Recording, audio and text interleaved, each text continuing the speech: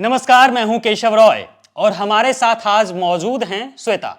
आज हम फिर देश की 3 बड़ी खबरें लेकर आए हैं आपके लिए। चलिए जानते हैं। तो श्वेता, आज की सबसे बड़ी खबर क्या है? देखो केशव, आज की जो सबसे बड़ी खबर है वो बिहार को लेकर के है, जहां कल यानी 20 नवंबर को नीतीश कुमार सीएम पद की शपथ जो लेने जा रहे सीएम हैं। पद की शपथ लेने जा रहे हैं। लेकिन बिहार से आज जो तस्वीरें सामने आ रही हैं, बिहार में जो बार बार एनडीए ने पलायन का मुद्दा उठाया था, बोला था कि चीनी मिलें खोलेंगे, बड़े बड़े उद्योग लगाएंगे ताकि बिहार के जो युवा हैं, जो बेरोजगार हैं, उनको दूसरे राज्यों में जाना ना पड़े, पलायन बेसिकली ना करना पड़े। तो उससे रिलेटेड एक वीडियो सामने आया है जो है राजेंद्र नगर स्टेशन का, जहाँ पे पटना के राजेंद्र नगर स्टेशन का, जहाँ पे आज जो दिहाड़ी मजदूर हैं वो लाइनों में लगे थे ट्रेन में सफर करने। एक्चुअली में सिर्फ उसमें दिहाड़ी मजदूर ही नहीं थे, जो भी पलायन करते हैं एक बड़े स्केल में ही होता है बिहार से। उसमें मजदूर भी शामिल हैं, उसमें जो नौकरी पेश जो हैं लोग, जो ऑफिस जाते हैं वो भी हैं, सबके सब हैं। लेकिन सबसे बड़ी बात यह है श्वेता कि जब एनडीए हमेशा लगभग 20 सालों से लगातार कहती आई है कि बिहार के लोग बिहार में रहेंगे, बिहार में ही नौकरी करेंगे, तो फिर ऐसी क्या मजबूरी है? चुनाव में तो उन्होंने मतदान कर लिया, दे दिया, वोट गिरा दिया लोगों ने और फिर चल दिए। ऐसा क्यों? ये तो एनडीए को सोचना पड़ेगा। अब तो कल नीतीश कुमार सीएम पद के लिए शपथ भी लेंगे जैसी कि खबरें हैं, लेकिन जो धरातल पर काम है उसको लेकर सिर्फ और सिर्फ जुमले ही फेंके गए, हमेशा की तरह इस बार भी, और पलायन हमेशा की तरह ही होता रहा है। अब मुझे पलायन की अगर बात करें हम, तो जब भी मोदी जी गए थे बिहार, वहाँ पे अपनी चुनावी रैलियों में उन्होंने अपने भाषण में जिक्र किया चीनी मिलों का, उसको दोबारा से खोलने का। उन्होंने, आपको याद होगा कि एक बार कहा था कि अगली बार जब मैं चीनी क्या कहते हैं, चंपारण के चीनी मिल का ही चाय पीऊंगा, मिल से मोतिहारी चंपारण में ही है। हाँ, तो मोदी जी ने तो बोल दिया था भाई कि मैं यहाँ के ही चीनी मिल के चीनी से बना हुआ चाय पीऊंगा। पता नहीं वो कब पिएंगे, किसी को नहीं पता है। खैर, पलायन नहीं रुका है और अभी फिलहाल तो आप ये भी समझ लीजिए कि बीजेपी और एनडीए, नीतीश कुमार ने लोगों को सिर्फ जुमला ही दिया था, लोग उसमें बहक भी गए, जीत भी गई, एनडीए ने जीत भी दर्ज किया है बिहार में। लेकिन जीत कैसे हुई है वो सबको पता है। एसआईआर, वोट चोरी क्या था, लोगों को मालूम हो चुका है। देश के नेता विपक्ष राहुल गांधी ने इसके खिलाफ क्या कहते हैं, कॉन्फ्रेंस भी किया था। हाँ, अच्छा, अभी जैसे कल नीतीश कुमार शपथ लेंगे और कहा जा रहा है कि पार्टी में, एनडीए में अभी से ही हलचल शुरू हो गई। हाँ, आज की यही दूसरी खबर भी है। आज की दूसरी खबर भी यही है, बिहार से ही रिलेटेड है और नीतीश कुमार से ही रिलेटेड है, एनडीए से रिलेटेड है कि जीत तो गए, लेकिन अब सीट मतलब कौन किस चीज पर बैठेगा इसको लेकर तनातनी बढ़ गई है।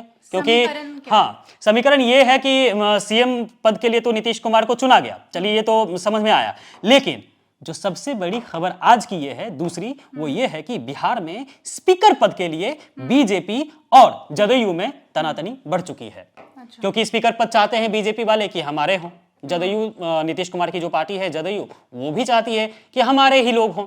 अब यहां पर दोनों के बीच गहमा गहमी बढ़ गई है और ऐसी खबर भी है कि नीतीश कुमार हो ना हो, नीतीश कुमार, हालांकि उनका नाम तो पलटू राम ही है और उनसे बड़े इस मामले में खिलाड़ी तो कोई और आपकी नजर में कोई है? नहीं, कोई नहीं है। तक तो नहीं है। तो आप समझ लीजिए कि जो न्यूज आ रही है, जो खबरें आ रही हैं, उसके हिसाब से नीतीश कुमार कल तक में पाला बदल सकते हैं। यानी कि वो किसी और पार्टी के साथ किसी और के साथ क्या, महागठबंधन के साथ अलायंस करेंगे और फिर सरकार फिर महागठबंधन की बन सकती है जैसी खबरें हैं।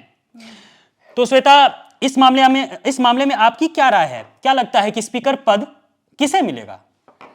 देखिए, इस पे तो मुझे लगता है कि मोदी जी ही कुछ बड़ा फैसला ले सकते हैं कि किसको क्या मिलना चाहिए। क्योंकि खबर ये भी है कल शपथ ग्रहण में मोदी जी रहेंगे, अमित शाह भी रहेंगे, जैसी बातें अभी तक आई हैं। लेकिन अभी तक में जो मामला है स्पीकर पद को लेकर वो तो अटका हुआ है और बातें बन नहीं पा रही हैं एक दूसरे के बीच। तो बिहार से अब दिल्ली की तरफ रुख करते हैं। आप मुझे बताइए कि आज सुबह में एम्स ने एक खुलासा किया है कि हाँ। दिल्ली में हेल्थ इमरजेंसी जैसे माहौल बन गए हैं। इस पर आप कुछ कहना चाहेंगे? देखिए, आज की तीसरी खबर हम यही लेकर भी आए थे आप लोगों के लिए कि दिल्ली में एम्स के डॉक्टरों ने जो कहा है, एक्चुअली में एम्स की ही बात है। एम्स ने कहा है कि दिल्ली में हेल्थ इमरजेंसी जैसे माहौल बन चुके हैं। हवा इतनी खराब है, हवा बहुत जहरीली हो गई है। फरीदाबाद में जो AQI मंगलवार को नोट किया गया था वो 212 था। गुरुग्राम में नोएडा में 390 AQI था। ग्रेटर नोएडा की हम बात करें वहाँ भी बहुत ही खराब AQI दर्ज की दिल्ली गई थी। एनसीआर में एक्चुअली में श्वेता, दिल्ली एनसीआर पूरा का पूरा खराब ही है। यहाँ की हवा खराब ही है क्योंकि 300 AQI जो है 300 के पार ही है। बहुत कम ही जगह ऐसे हैं जहां पर 300 से नीचे है, हालांकि वो भी खराब है। दिल्ली के NCR में तो नहीं है। 300 हमने रिपोर्ट्स देखी तो रेखा गुप्ता जो कहा करती थी कि प्रदूषण कहाँ है, तो अब तो एम्स ने भी बोल दिया है। आपको क्या लगता है? लेकिन रेखा गुप्ता तो अपने चुनावी वादों में ये करती थी कि दिवाली के बाद कहाँ, मतलब उन्होंने बोला था कि जब हम आएंगे, हमारी सरकार आएगी तो हम प्रदूषण हटाएंगे। जो कंडीशन आप सरकार के टेन्योर में हुई थी वो कंडीशन अभी नहीं होंगी। लेकिन मुझे तो नहीं लगता कि कोई फर्क है। हालांकि उन्होंने तो ये भी बोल दिया था कि दिवाली के बाद की अगली ही सुबह की बाकी अन्य सरकारों की तुलना में, उन्होंने हालांकि आप सरकार पर ही निशाना साधा था, अन्य सरकारों की तुलना में यहाँ पर दिल्ली में जो है प्रदूषण कम है दिवाली बाद। जबकि उस समय हालात ये थे श्वेता कि 900 से पार AQI थे दिल्ली में कई जगहों पर। आपको क्या लगता है कि रेखा गुप्ता झूठ बोल रही हैं, फिर से जुमले दे रही हैं? जी बिल्कुल, ये जुमला ही है। और बीजेपी के सारे नेता हों, चाहे फिर वो मोदी हों, ये लोग जुमले देने में ही तो एक्सपर्ट हैं। इनका काम ही है जुमला देना। ये फैक्ट्स पर बात नहीं करते। इनकी राजनीति जो है वो बहुत ही ओझी है। जो सिर्फ जात पात, हिंदू मुस्लिम की राजनीति करते हैं, लोगों को लड़ाना, ये उनका ही है। लेकिन जो असल मुद्दा है उस पर ये कभी बात नहीं करते। फैक्ट्स की बात आपने करी श्वेता, तो फैक्ट की बात मैं आपको दो बात बताता हूं। एक तो जब दिवाली के बाद प्रदूषण से माहौल बहुत ज्यादा खराब हो गया था, उसके बाद रेखा गुप्ता ने कहा था कि हम क्लाउड सीडिंग कराकर कृत्रिम बारिश कराएंगे, लेकिन वो हुआ नहीं है दोस्तों। 1.5 करोड़ रुपए उस पर भी खर्च हो गए हैं, पता नहीं किसके जेब में गए, लेकिन हुआ नहीं। प्रदूषण का हालात, प्रदूषण के जो हाल हैं जो अभी हमारे राजधानी में है, वो शर्मनाक है। दिल्ली बदनाम है यार, दिल्ली बदनाम हो चुकी है। दिल्ली में प्रदूषण, जो देश की राजधानी है, दिल जिसे कहा जाता है, वही बदनाम है इस मामले में कि वहां पर तो सांस ही नहीं लिया जा रहा है। सांस भी हम जो ले रहे हैं वो जहर है। तो फिर रेखा गुप्ता किस चीज को लेकर बोल रही थी कि प्रदूषण है ही नहीं, हमने क्लाउड सीडिंग करा दिया, हुआ ही नहीं, फिर फुहारा मार रही है पूरे दिल्ली में, जिससे कुछ नहीं होना है।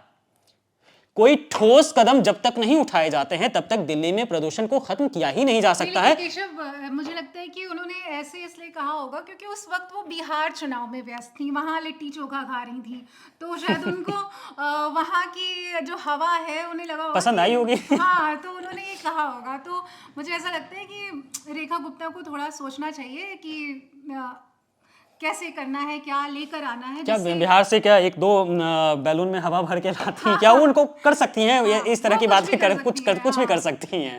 खैर, आज की बातें हमने आपके साथ की।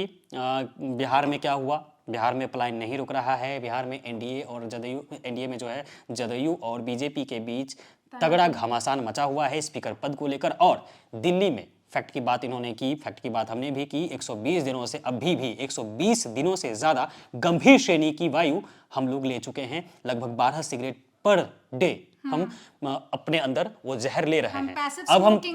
अब हम स्मोकिंग करें या ना करें फर्क नहीं पड़ता है। दिल्ली में हैं आप तो स्मोकिंग कर रहे हैं, यानी मोटा मोटी दिल्ली में हेल्थ इमरजेंसी है। हाँ, अगर जो जैसा कि एम्स ने कहा, तो एम्स का कहना है दिल्ली में हेल्थ इमरजेंसी का माहौल है। और इसी के साथ हम आपसे इजाजत लेते हैं, फिर मिलते हैं कल 3 बड़ी खबरों के साथ। देखते रहिए न्यूज़ कैप्सूल।